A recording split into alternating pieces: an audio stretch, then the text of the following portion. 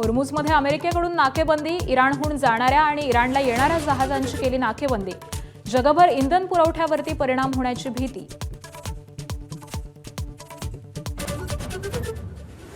मुंबईत ड्रग्सच्या ओव्हरडोसनं 2 विद्यार्थ्यांचा मृत्यू. कोरेगाव नेस्को संकुलातील लाईव्ह कॉन्सर्ट दरम्यान घेतले ड्रग्स. मृतांमध्ये एका मुलीचा समावेश. पोलीस ठाण्यात सदोष मनुष्यवधाचा गुन्हा दाखल. 3घांना अटक.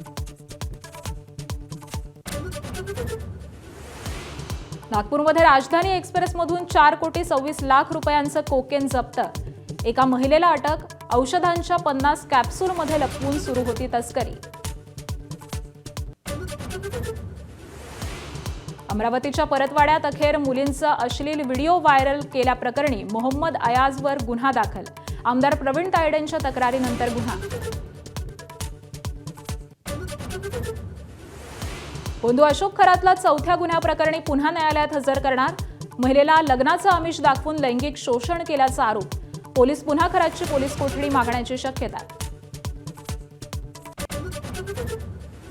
आशा भोसलेंच्या निधनाची बातमी देणाऱ्या आणि गाणी दाखवणाऱ्या जिओ न्यूजला पाकिस्तान सरकारची नोटीस. भारताशी निगडीत सामग्री दाखवण्यास मनाई केली. प्रशांत किशोर यांच्या आयपॅकचे संचालक ईडीच्या ताब्यात. विनेश चांडेर यांना दिल्लीतून ईडीनं घेतलं ताब्यात. पश्चिम बंगालमध्ये ममता बॅनर्जी यांच्या प्रचार अभियानाचं आयपॅककडे काम. अकोल्यामध्ये काल देशातलं सर्वाधिक 43.8 डिग्री सेल्सिअस इतक्या तापमानाची नोंद. अमरावती, यवतमाळ, वर्ध्यामध्ये देखील पारा राहिला 43 अंशांच्या पुढे. भारतरत्न डॉक्टर बाबासाहेब आंबेडकरांना 135व्या जयंतीनिमित्त देशवासियांकडून अभिवादन. चैत्यभूमीवरती लोटला भीम अनुयायांचा सागर. नागपूरच्या प्रफुल्ल हिंगेचा चमत्कार. पहिल्याच षटकात 3 बळी. वैभव सूर्यवंशीला पहिल्याच चेंडूवर टिपलं. हैदराबादकडून राजस्थानचा पहिला पराभव. आज 14 एप्रिल. भारतरत्न डॉक्टर बाबासाहेब आंबेडकर यांची आज 135वी जयंती. भारतरत्न डॉक्टर बाबासाहेब आंबेडकर यांची जयंती म्हणजे केवळ एक दिवस नसून तो समता, न्याय आणि बंधुत्वाचा उत्सव आहे. त्यांनी दिलेला शिका, संघटित व्हा आणि संघर्ष करा हा मंत्र आज देखील समाजाला प्रगतीची दिशा दाखवतोय. दरवर्षीप्रमाणे यंदा देखील राज्यपाल, मुख्यमंत्री, दोन्ही उपमुख्यमंत्री हे दादरच्या चैत्यभूमीला भेट देऊन महामानवाला पुष्पांजली अर्पण करणार आहेत. आंबेडकर जयंतीनिमित्त महामानवाला अभिवादन करण्यासाठी लाखो अनुयायी हे दादरच्या चैत्यभूमीवरती दाखल होतात. त्यामुळे प्रशासनानं चोख नियोजन देखील केलेलं आहे.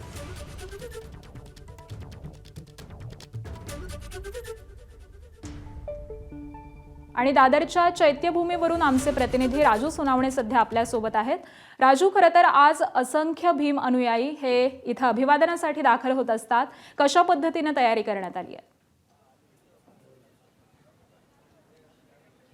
आकांक्षा, आपण पाहतोय भारतरत्न डॉक्टर बाबासाहेब आंबेडकर यांची 135वी जयंती आहे आणि बाबासाहेबांना अभिवादन करण्यासाठी आपण पाहतोय राज्यभरातून, देशभरातून जे आहे ते अनुयायी दादरच्या चैत्यभूमीवरती पोहोचलेले आपल्याला पाहायला मिळतात. खरं तर पाहतोय का हा संपूर्णपणे चैत्यभूमीचा परिसर सुद्धा आकर्षक अशी सजावट जी आहे ती करण्यात आलेली आहे. कारण बाबासाहेबांचे अनुयायी असेल, त्याचप्रमाणे भीमसैनिक असेल, यांच्यामध्ये मोठा उत्साहाचं वातावरण आहे. कारण आज बाबासाहेबांची जयंती आहे, त्यामुळे आपण पाहतोय का विद्युत रोषणाई सुद्धा केलेली आपल्याला पाहायला मिळते.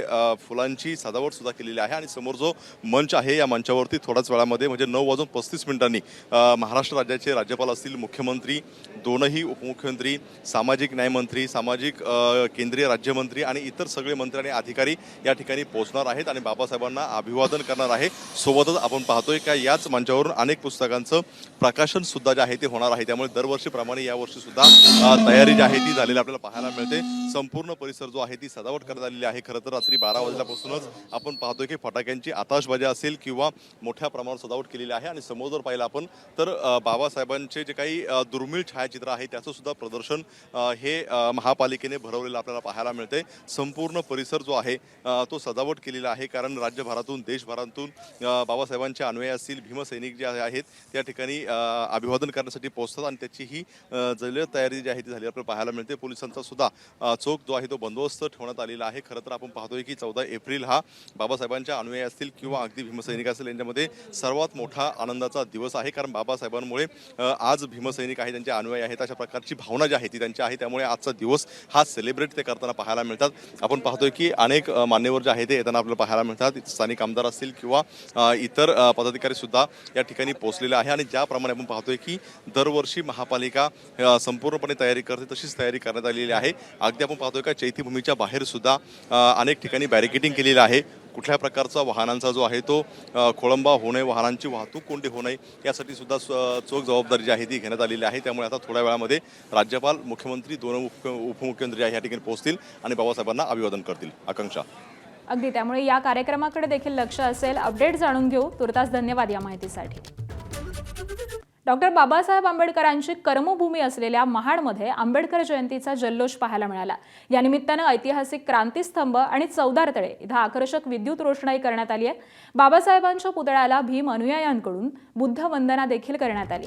बाबासाहेबांचा जयघोष करत भीम अनुयायांनी चौदार तळ्यावरून गावोगावी भीम ज्योती देखील नेलेल्या आहेत. डॉक्टर बाबासाहेब आंबेडकरांचा तर तिकडे अहिल्यानगरमध्ये भारतरत्न डॉक्टर बाबासाहेब आंबेडकर यांची जयंती उत्साहामध्ये साजरी करण्यात येते. फटाक्यांची आतषबाजी करत भीमसैनिकांनी महामानवाला अभिवादन केलं. यावेळी स्मारक परिसरामध्ये मोठ्या संख्येनं नागरिक हे उपस्थित होते. दरम्यान कोणताही अनुचित प्रकार घडू नये यासाठी पोलिसांनी देखील चोख बंदोबस्त तैनात केलाय.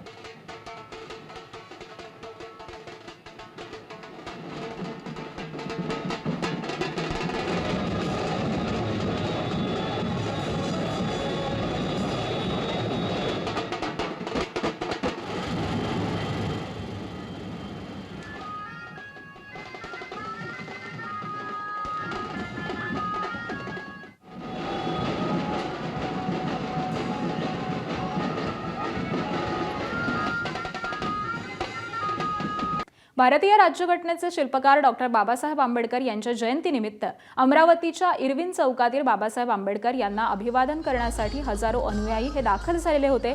यावेळी फटाक्यांची आतषबाजी करत जल्लोष करण्यात आला. रिपब्लिकन पक्ष गवई गटाच्या वतीनं राजेंद्र गवई यांनी तब्बल 135 किलोचा केक कापत सर्वांना आंबेडकर जयंतीच्या शुभेच्छा दिल्या.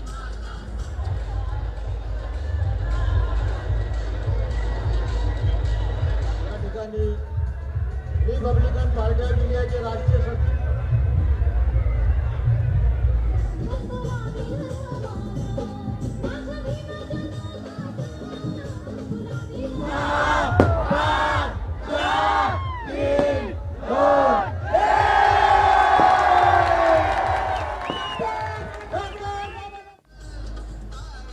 बाबासाहेबांना हार टाकण्यासाठी या ठिकाणी येतो.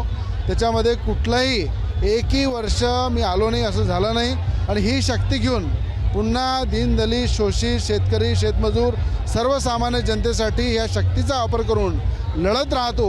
आणि मला असं वाटते 14 एप्रिल हे एक सगळ्यांना एक मोठा शक्तीचा आधार आहे, एक दिशा दाखवणारा दिवस आहे. गोरेगाव पूर्व इथल्या नेस्को संकुलामध्ये शनिवारी एका म्युझिक कॉन्सर्ट दरम्यान ड्रग्सचा ओव्हरडोस झाल्यामुळे दोघांचा मृत्यू झालेला आहे. यामध्ये एक तरुण आणि एका तरुणीचा मृत्यू झाल्याची धक्कादायक घटना घडली आहे. तर या घटनेमध्ये आणखी एका विद्यार्थ्याची प्रकृती ही गंभीर असून त्याच्यावरती रुग्णालयात उपचार सुरू आहेत. या प्रकरणी 3 जणांना अटक करण्यात आलेली आहे. वनराई पोलीस ठाण्यामध्ये सदोष मनुष्यवधाचा गुन्हा दाखल करण्यात आलाय. तर नेस्कोच्या सनी जैन, इव्हेंट ऑर्गनायझर आकाश समळ, त्याचबरोबर जखमी झालेल्या कॉलेज तरुणीचा मित्र रौनक खंडेलवाल याच्या विरोधात देखील गुन्हा दाखल करण्यात आलाय. दरम्यान या घटनेमुळे परिसरामध्ये खळबळ उडालेली असून कॉलेज वर्तुळामध्ये भीतीचं वातावरण पसरलंय. नेस्को संकुलामध्ये आयोजित म्युझिक कॉन्सर्टला तब्बल 3-4 हजार तरुणांची गर्दी उसळलेली होती.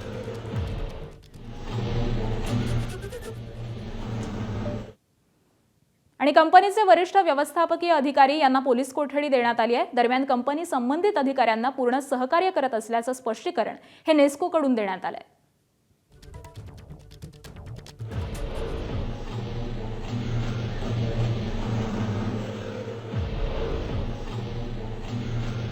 नाशिकमधील बोंदूबाबा अशोक खरातवरती लैंगिक अत्याचार आणि फसवणुकीचे एका पाठोपाठ एक गुन्हे दाखल झाले. एका महिलेला लग्नाचं आमिष दाखवून लैंगिक शोषण केल्याप्रकरणी अशोक खरात विरोधामध्ये 4था गुन्हा नोंदवण्यात आला होता. आणि या प्रकरणामध्ये महिलांचं लैंगिक शोषण, औषध देऊन अघोरी कृत्य आणि गर्भपाताचा समावेश आहे। दरम्यान चौथ्या गुन्ह्याप्रकरणी अशोक खरातला आज पुन्हा न्यायालयामध्ये हजर केलं जाणार आहे। एसआयटीच्या चौथ्या गुन्ह्यामध्ये बोंदू खरातला न्यायालयामध्ये हजर करून पुन्हा पोलीस कोठडीची मागणीही करण्याची शक्यता आहे। त्यामुळे आजच्या सुनावणीमध्ये नेमकं काय घडणार हे पाहणं महत्त्वाचं ठरणार आहे। नाशिकच्या TCS मधील लैंगिक शोषणाच्या चौकशीचे आदेश देण्यात आलेले आहेत। टाटा सन्सचे अध्यक्ष एन चंद्रशेखरन यांनी हे आदेश दिलेले आहेत। कसलेही शोषण किंवा दबाव हा सहन करणार नाही असं चंद्रशेखरन यांनी म्हटलेलं आहे। तर दोषींविरुद्ध कठोर कारवाई करणार। त्याचबरोबर नाशिकमधली घटना ही अत्यंत गंभीर आणि चिंताजनक आहे असं देखील चंद्रशेखरन यांनी म्हटलेलं आहे। COO आरती सुब्रमण्यमच्या नेतृत्वाखाली ही अंतर्गत चौकशी सध्या सुरू आहे।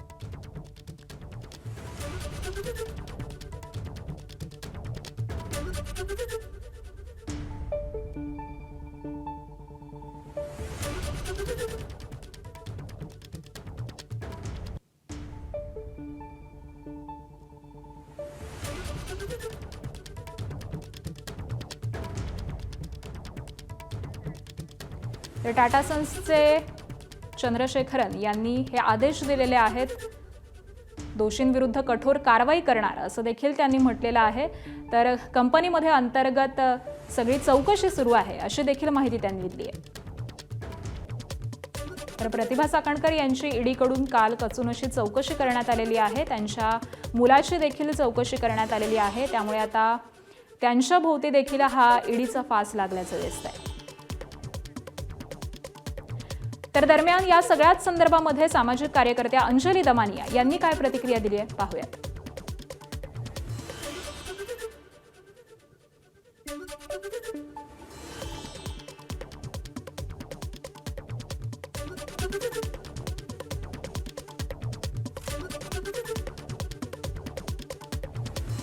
हे लोक किती खोटं बोलतात। आता ह्याच प्रतिभा चाकणकरांचे टोटल रेकॉर्ड्स जे आहेत ते 236 आहेत।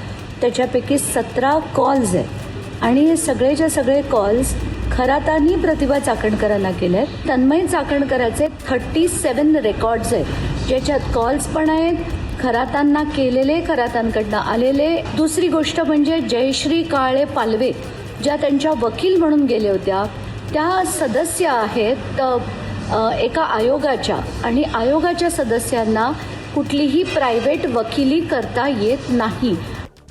आणि पुढची बातमी पाहूया। तुळजापुरात नगरोत्थान योजनेच्या 156 कोटींचे रस्ते हे बनावट कागदपत्र करून घोटाळा केल्याचा आरोप करण्यात आलाय। कामाचं कंत्राट KH कन्स्ट्रक्शन कंपनीला 2 वर्षांपूर्वी देण्यात आलेलं होतं, मात्र त्यानं 2 वर्षांपासून कुठलीही कामंही पूर्ण केलेली नाहीत। ही कामं अपूर्ण असतानाच आता त्याच कंपनीला कॅपॅसिटी नसताना देखील बनावट कागदपत्रांच्या आधारे तुळजाभवानी मंदिर विकास संस्थांची 436 कोटींची कामं देण्याचा घाट घातलाय।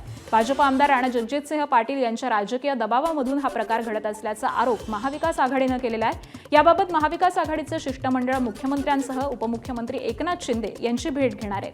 तर या रस्त्याच्या कामाच्या माध्यमामधूनच कोट्यवधी रुपयांचा भ्रष्टाचार आमदार राणा जगजितसिंह पाटील यांनी केला असल्याचा आरोप देखील करण्यात आला आहे।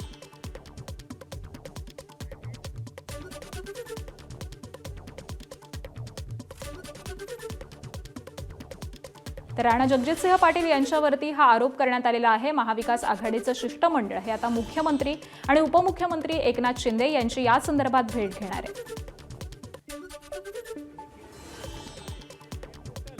त्याची तेवढी कॅपॅसिटी नसताना, बीड कॅपॅसिटी नसताना त्याने फेक डॉक्युमेंट जोडून ते टेंडर पदरात पाडून घेतलं आणि तुळजापूर स्थानिकचे आमदार राणा जगजितसिंह पाटील यांच्या दबावापोटीच ते टेंडर त्यांना त्यांचा पर्सनल इंटरेस्ट आहे।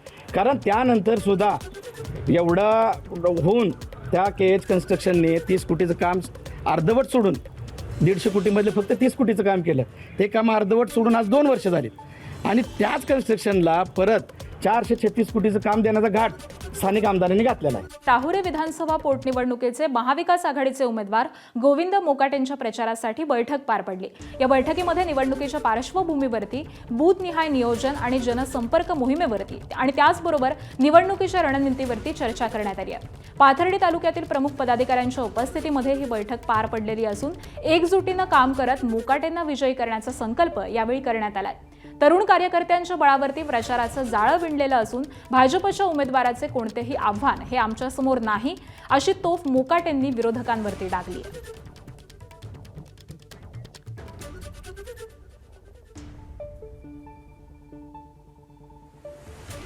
खऱ्या अर्थाने 39 गाव पाथर्डी भागातले त्या भागात आम्ही प्रचार करणार आहोत. हजारो कार्यकर्त्यांच्या उपस्थितीत, तरुण कार्यकर्त्यांच्या उपस्थितीत खऱ्या अर्थाने उद्या प्रचाराला सुरुवात होणार आहे आणि चांगला उत्स्फूर्त प्रतिसाद खऱ्या अर्थाने सगळ्या भागातून आम्हाला मिळत आहे. आणि अहिल्यानगरच्या राहुरी विधानसभा पोटनिवडणुकीची रणधुमाळी सुरू आहे. भाजपचे उमेदवार अक्षय कर्डिले यांच्या प्रचारासाठी त्यांचे कुटुंबीय देखील प्रचाराच्या रिंगणामध्ये उतरलेत. अक्षय कर्डिले यांची पत्नी प्रियंका कर्डिले आणि त्यांची भगिनी, त्याचबरोबर महापौर ज्योती गाडे या देखील प्रचारामध्ये उतरलेल्या दिसतात. दरम्यान उन्हाचा तडाखा जास्त असल्यामुळे अगदी सकाळपासूनच त्यांच्या प्रचाराला सुरुवात होते. दिवंगत आमदार शिवाजीराव कर्डिले यांनी ग्रामीण भागामध्ये केलेल्या कामामुळे प्रचारावेळी नागरिक हे सकारात्मक प्रतिसाद देत असल्याची भावना अक्षय कर्डिले यांची पत्नी प्रियंका कर्डिले यांनी व्यक्त केली आहे. भाजपचे उमेदवार अक्षय कर्डिले यांच्या प्रचारार्थ त्यांचे संपूर्ण कुटुंबीय जे आहेत ते देखील मैदानामध्ये उतरलेले आहेत. त्यांच्या पत्नी असतील, भगिनी असतील, या गावोगावी जाऊन जे आहे ते दौरा करता आहेत, प्रचार करतायत, ते त्यांच्याशी बोलणार आहोत. कसा प्रतिसाद मिळतो आहे? आपण बऱ्याच गावामध्ये मतदारसंघातल्या जाता आहात, प्रचार करता आहात. आम्ही खरं तर परवापासून या प्रचार दौऱ्याला सुरुवात केली. सकाळी 7 वाजल्यापासून आम्ही या दौऱ्याला सुरुवात केली, कारण उन्हामुळे जास्त ग्रामीण भागातील महिला असेल ते बाहेर जास्त पडतात कामानिमित्त, त्यामुळे आम्ही सकाळी सुरुवात केली. तर आम्हाला उत्तम असा प्रतिसाद या ठिकाणी मिळतो आहे. साहेबांनी केलेली कामे, साहेबांनी कमावलेला विश्वास हा आम्हाला जनतेतून भेटतो आहे. किती विश्वास वाटतो ज्यावेळेला आपण प्रचार करता आहात, त्यावेळेला काय अनुभव येतो? तसा आम्ही परवापासून जेवढं फिरलो, त्यामुळं आम्ही जेवढ्या भागांमध्ये गेलो तेवढ्यामध्ये आम्हाला चांगला प्रतिसाद मिळतोय. त्यामुळे 100% वाटतं की आम्हीच विजयी. हा प्रचार पाहताना मला म्हणजे विश्वास वाटतो का अक्षय दादा हे फक्त निवडूनच नाही तर जास्तीत जास्त मताधिक्याने ते निवडून येतील अशी या ठिकाणी मी प्रत्येक नागरिकांना भेटून किंवा आजकाल आमचे प्रचार दौरे चालू आहेत त्या ठिकाणचं वातावरण पाहून मला असंच वाटतं का अक्षय दादा खूप जास्त लीडने निवडून येतील. त्यांना 100% विश्वास वाटतो की अक्षय कर्डिले हे विजयी होतील. Camera person Girish Sunil Bhongale, ABP माझा, मांजरसुंबा, अहिल्यानगर. राज्यभरामध्ये गोहत्या प्रतिबंधक कायदा असताना जळगाव जिल्ह्यातील चोपडा तालुक्यामध्ये मोठ्या प्रमाणावरती कत्तलीसाठी गो तस्करी केली जात असल्याचं चित्र आहे. मात्र पोलीस यावरती कारवाई करत नसल्याचा आरोप भाजपनं केलाय. पकडलेल्या गायी या तात्काळ सोडून दिल्या जातात. तस्करी करणाऱ्यांकडून गोरक्षकांना धमकी देण्यात येते आणि काही पोलीस कर्मचारी देखील त्यांना संरक्षण देत असल्याचं कर्मचाऱ्यांवरती कारवाई करण्याची मागणी भाजपनं केली आहे. तर कारवाई न झाल्यास सकल हिंदू समाजाच्या वतीनं आंदोलन करण्याचा इशारा देखील भाजपचे पदाधिकारी रोहित निकम यांनी दिलाय. वैद्यरित्या फार मोठ्या प्रमाणात गौ तस्करी होते आणि काही दिवसांपूर्वी गौमासे प्रकरण आढळून आलं. अशा पद्धतीने गौमातेचा जर का कोणी हे तस्कर कत्तलखान्यामध्ये नेत असतील आणि त्याच्यावर ॲक्शन होणार नसेल तर उद्या उठून फार मोठं आम्ही इथं आंदोलन उभं करू. त्यांना जे कोणी इथं पाठीशी घालतायत त्यांना आजच आम्ही इशारा करतो की त्यांनी इथं गौ तस्करी या विषयामध्ये हिंदू धर्माची कुठलीही अस्मिता ही दुखावेल अशा पद्धतीने काम करू नये. 2026 मध्ये सरासरीपेक्षा यंदा कमी पावसाचा अंदाज वर्तवण्यात आलाय. जून ते सप्टेंबर या 4 महिन्यांच्या कालावधीमध्ये मान्सून पर्जन्यमानात हे सरासरीच्या 92% पावसाचा अंदाज वर्तवण्यात आलेला आहे. हंगामाच्या दुसऱ्या 6महिन्यामध्ये एल निनोची तीव्रता ही वाढण्याची शक्यता देखील वर्तवण्यात आली आहे.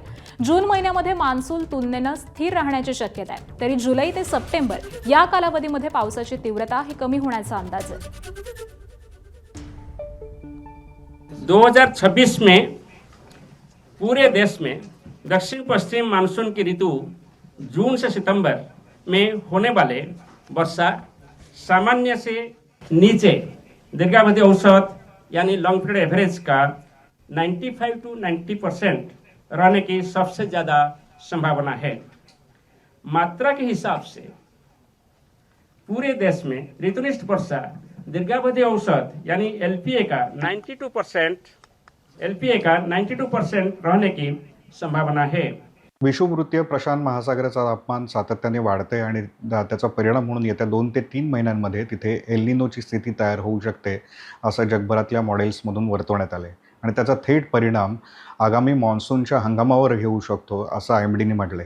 IMDने आज जाहीर केलेल्या अंदाजानुसार आगामी जून ते सप्टेंबर या मान्सून हंगामामध्ये देशात सरासरीच्या 92% पावसाची शक्यता आहे. सरासरीपेक्षा कमी किंवा अपुरा पाऊस होण्याची शक्यता तब्बल 66% आणि देशभरातल्या प्रादेशिक वितरणानुसार महाराष्ट्रासह देशाच्या बहुतांश भागांमध्ये पावसाचं प्रमाण हे सरासरीपेक्षा कमी राहू शकतं असं IMDच्या पहिल्या अंदाजामध्ये जाहीर करण्यात आले.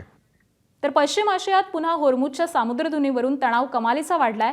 अमेरिकन नौदलानं पर्शियन आखात आणि ओमानच्या आखातामध्ये नाकेबंदी सुरू केली आहे. अरबी समुद्राकडे इराणी बंदरावरून येणाऱ्या कोणत्याही जहाजाला अमेरिकन नौदल हे अडवणार आहे. त्याचबरोबर इराणला टोल भरणाऱ्या जहाजांना देखील अमेरिकन नौदल अडवणार आहे. त्यामुळे तणाव हा कमालीचा वाढलाय. इराणच्या चाबहार बंदर, अब्बास बंदर, खुमेनी पोर्ट, बुशहर, महशर या बंदरांवरून येणाऱ्या सगळ्या जहाजांना अमेरिकन नौदल हे अडवणार आहे आणि त्याचबरोबर सामुद्रधुनीमधून जाण्यासाठी इराणला टोल भरणाऱ्यांचा देखील मार्ग हा रोखला जाणार आहे. एकीकडे चर्चेची दुसरी फेरी ही दृष्टीपथात असताना अमेरिकन नौदलानं नाकेबंदीचं पाऊल उचलल्यामुळे तणाव हा पुन्हा वाढलेला आहे.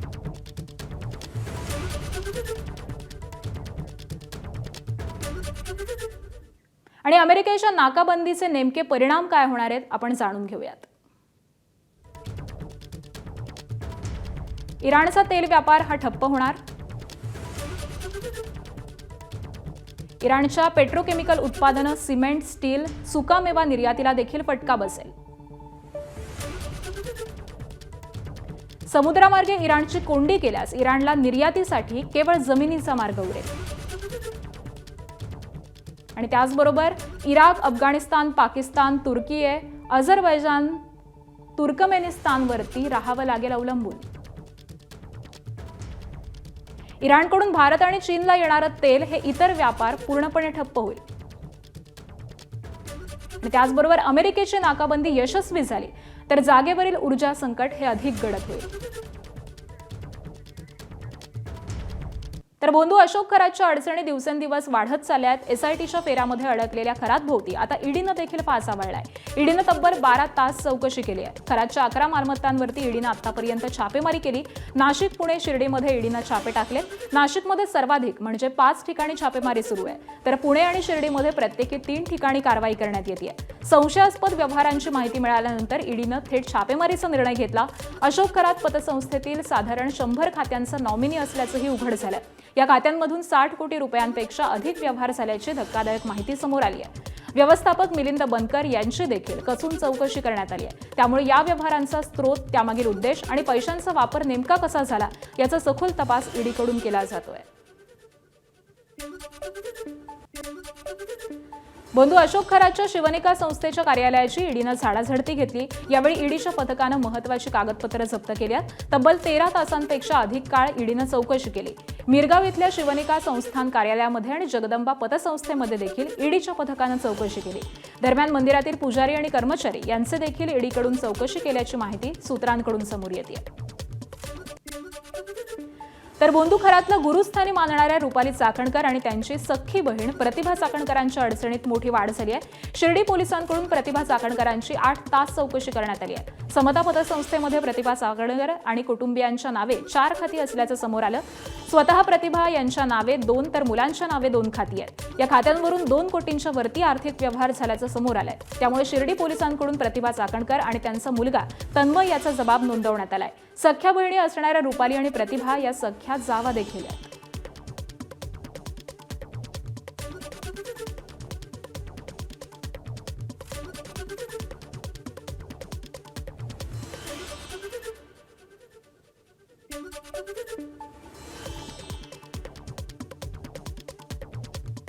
तर प्रतिभा चाकणकर यांची ईडीकडून काल कसून अशी चौकशी करण्यात आलेली आहे. त्यांच्या मुलाची देखील चौकशी करण्यात आलेली आहे. त्यामुळे आता त्यांच्या भोवती देखील हा ईडीचा फास लागल्याचं दिसतंय. तर दरम्यान या सगळ्याच संदर्भामध्ये सामाजिक कार्यकर्त्या अंजली दमानिया यांनी काय प्रतिक्रिया दिली आहे पाहूयात.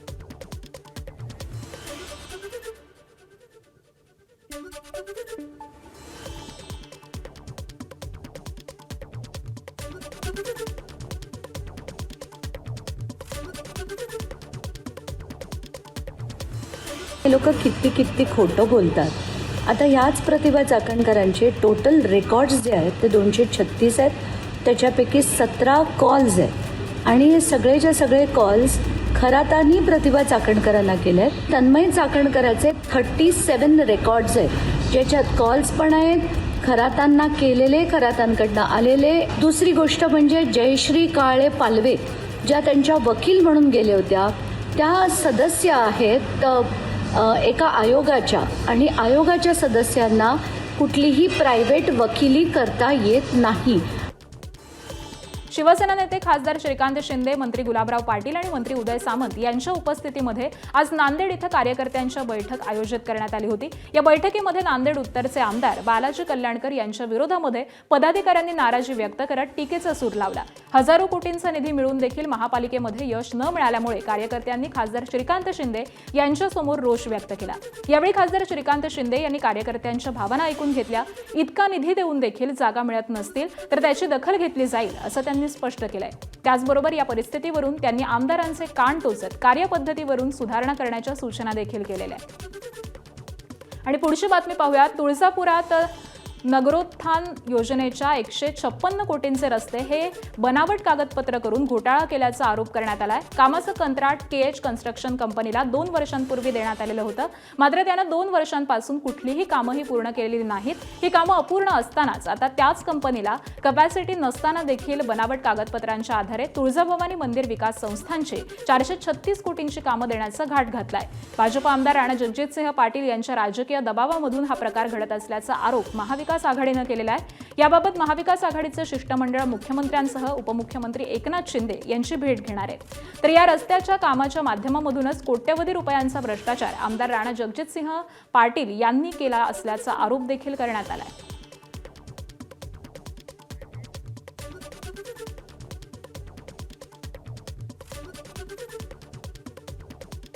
तर राणा जगजितसिंह पाटील यांच्यावरती हा आरोप करण्यात आलेला आहे. महाविकास आघाडीचं शिष्टमंडळ हे आता मुख्यमंत्री आणि उपमुख्यमंत्री एकनाथ शिंदे यांची या संदर्भात भेट घेणार आहे.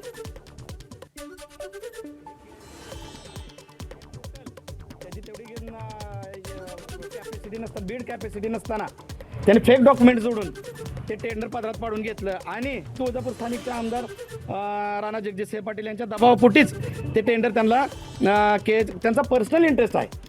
कारण त्यानंतर सुद्धा एवढं होऊन त्या KH कन्स्ट्रक्शनने 30 कोटीचं काम अर्धवट सोडून 150 कोटीमधले फक्त 30 कोटीचं काम केलं.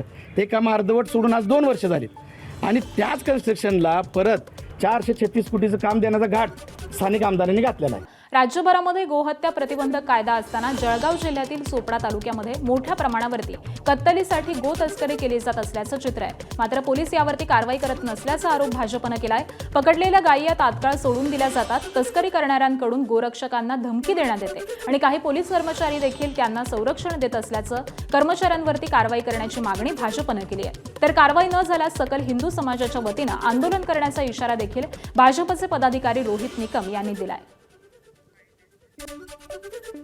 वैद्यरित्या फार मोठ्या प्रमाणात गहू तस्करी होते आणि काही दिवसांपूर्वी गौमासे प्रकरण आढळून आलं. अशा पद्धतीने गौमातेचा जर का कोणी हे तस्कर कत्तलखान्यामध्ये नेत असतील आणि त्याच्यावर ॲक्शन होणार नसेल तर उद्या उठून फार मोठं आम्ही इथं आंदोलन उभं करू. त्यांना जे कोणी इथं पाठीशी घालतायत त्यांना आजच आम्ही इशारा करतो की त्यांनी इथं गौतस्करी या विषयामध्ये हिंदू धर्माची कुठलीही अस्मिता ही दुखावेल अशा पद्धतीने काम करू नये. ABP माझा, उघडा डोळे बघा नीट.